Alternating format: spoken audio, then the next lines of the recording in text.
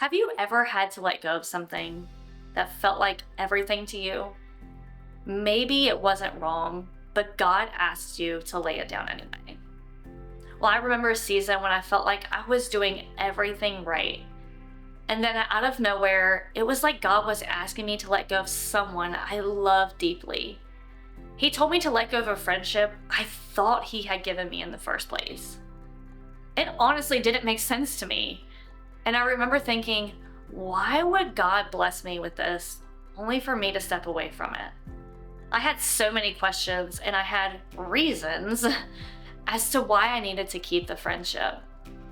However, I did what I knew God was telling me to do because I felt as though it was a test of my faith and maybe even my devotion. It was in that obedience that I began to see God more clearly than ever.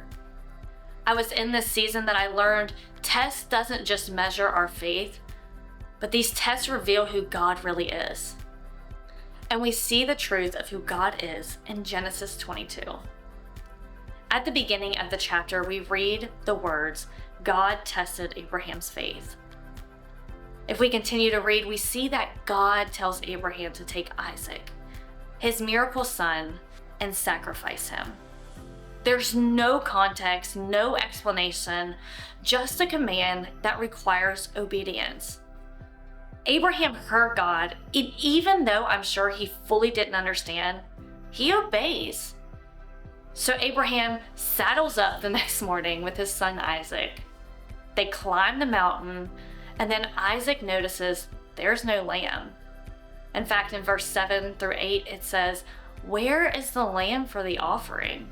And Abraham answers, God Himself will provide. We continue to read the story play out, and right at that moment, Abraham raises a knife, and an angel of the Lord called out from heaven, telling him not to lay a hand on the boy. The angel continues to say in verse 12, "Now I know you fear God, because you have not withheld your son." And then Abraham looks up and sees a ram caught in the thicket. And in verse 14, we see the name that was given to the mountain. So Abraham named the place Yahweh-Yireh, meaning the Lord will provide.